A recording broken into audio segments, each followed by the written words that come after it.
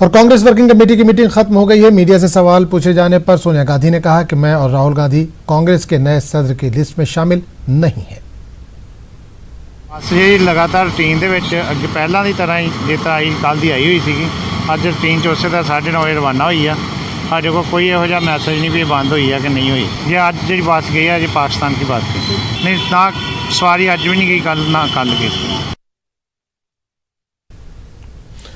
19 सालों के तवील इंतजार के बाद उत्तर प्रदेश के शहर मुजफ्फरनगर के 4 मुस्लिम नौजवानों को दहशतगर्दी के इल्जामात से इलाहाबाद हाई कोर्ट ने बाइज्जत बरी कर दिया है। कोर्ट का कहना है कि इस्तगासा ने दहशतगर्दी और मुल्क से दुश्मनी का मुकदमा कायम करने के लिए दरकार खुसूसी इजाजतनामा हासिल ही नहीं किया था। इसके बावजूद सेशन अदालत ने इन्हें 18 मई 2007 को उम्र कैद की सजा और 1-1 लाख रुपए जुर्माना आयद किया था। गुलजार आजमी ने कहा कि 31 मार्च 2000 को मुजफ्फरनगर के कांदला पुलिस स्टेशन में खुफिया जानकारी की बुनियाद पर FIR दर्ज की गई थी, जिसके मुताबिक मुलजिम अशफाक नन्हे के घर में चंद गैर मुल्की पनाह लिए हुए हैं, जिनका ताल्लुक पाकिस्तानी खुफिया तंजीम ISI से है और वो लोग हिंदुस्तान में दहशतगर्दाना कार्रवाइयां अंजाम देना चाहते हैं। FIR की बुनियाद पर पुलिस ने मुलजिमीन अशफाक नन्हे, मोहम्मद वारिस, गयूर, सरदार अली और मुस्तकीम अहमद को गिरफ्तार किया और उनके खिलाफ मुतअद्दिद दफात के तहत मुकदमा भी कायम किया और आखिरकार 19 सालों के बाद कोर्ट को बाइज्जत बरी करना पड़ा। इस मामले में जिम्मेदार पुलिस अफसरान के खिलाफ सख्त कार्रवाई की मांग की गई और बरसों तक जेल में बंद रहकर अपनी जिंदगी तबाह कर चुके कसूरवारों को मुआवजे की अपील की गई।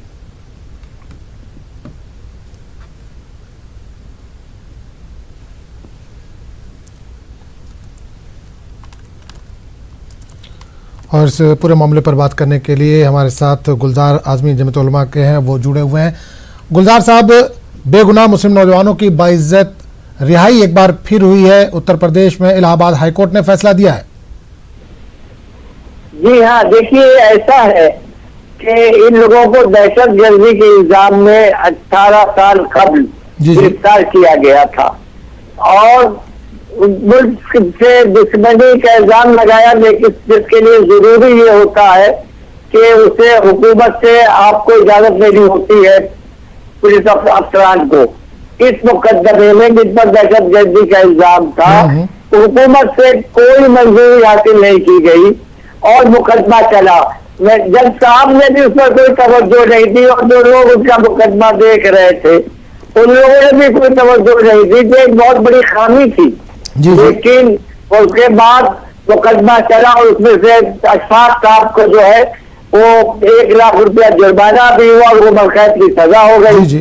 उन बेचारों ने अपने तौर पर वहां दरखास्त दी हाई कोर्ट में, लेकिन 10 साल तक इंतजार करना पड़ा उनको और बोर्ड पर नहीं आ रहा था।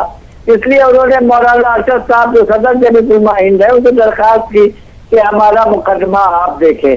जमीयत उलमा हिंद ने जब इस मुकदमे को अपने हाथ में लिया तो हमारे वकला दिल्ली से जो वहां गए इलाहाबाद, तो उन्होंने सबसे पहले देखा कि यह जबरदस्त खामी है। लिहाजा उसको देखने के बाद हमने हाई कोर्ट में दरखास्त दाखिल की कि इनका मुकदमा जो है ताखीर से चल रहा है, लिहाजा इन्हें जमानत पर रिहा कर दिया जाए। जी। अदालत ने उसको तो नहीं तस्लीम किया, लेकिन इस बात होगा कि हम इस मुकदमे को चला लेते हैं और चलाने के बाद जब हमारे वकला ने जो हाई कोर्ट की तरफ इस सब निशानदेही की तो हाई कोर्ट ने कहा कि बहुत बड़ा जुल्म हुआ इन लोगों के साथ, हम इन लोगों को बाइज्जत बरी कर रहे हैं। और उन्होंने सेशन जज को भी ये कहा कि आपको भी सब तवज्जो देनी चाहिए थी कि बगैर हुकूमत की मंजूरी के आपने मुकदमा चलाया और इनको सजा दे दी। गुलजार साहब, एक चीज और जानना चाहेंगे कि 19 साल तकरीबन हो गए हैं और इतने दिन तक कैदोबंद की सोबतें इन्होंने बर्दाश्त की हैं, इस दौरान फैमिली से वो कटे रहे, तो क्या इनकी भरपाई के लिए भी जमीयत की तरफ से कोई केस किया जाएगा? इस तरह की कोई जानकारी दे सकें अगर आप। देखिए, इस सिलसिले में जब आपके अहमदाबाद के मुफ्ती अब्दुल कय्यूम वगैरह अक्षरधाम मंदिर के मुलजिमीन को सुप्रीम कोर्ट ने बाइज्जत बरी किया था, तो मुफ्ती अब्दुल कय्यूम साहब ने सुप्रीम कोर्ट में जमीयत उलमा की वसातत से अपने हरजाने और उन पुलिस ऑफिसरान के खिलाफ मुकदमा कायम करने की दरखास्त दाखिल की थी जिन्होंने उनको बेगुनाह तौर पर फांसा था।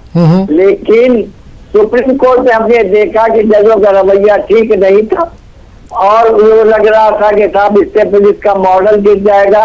लिहाजा हमने कोटा कानून के दफा 58 के तहत अहमदाबाद में ये केस कर रखा है मुफ्ती अब्दुल कयूम साहब की तरफ से, क्योंकि कोटा कानून में ये साफ तौर पर है कि वो पुलिस अफसरान जो गलत तरीके से जी। किसी शख्स को गिरफ्तार करके सजा दिलवाएंगे और तो उनको भी वही दूसरी जुर्म में सजा होगी।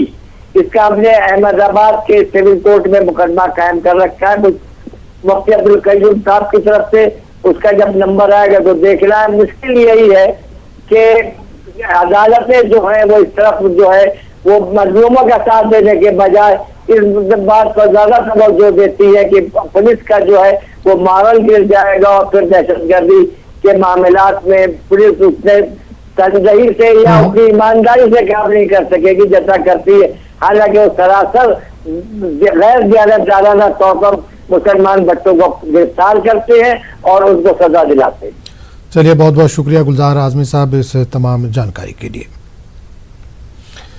आगे बढ़ेंगे। अमृतसर से ननकाना साहब जाने वाली बस पाकिस्तान ने रद्द कर दी है। बस आज ननकाना साहब से लौटी है। ड्राइवर का कहना है कि बस पाकिस्तान ना लाने की जुबानी हिदायत मिली है। आपको बता दें कि 2006 से चल रही थी पंजाब एक्सप्रेस। हफ्ते में 2 दिन जुमा और मंगल को अमृतसर से ननकाना साहब जाती है पंजाब एक्सप्रेस।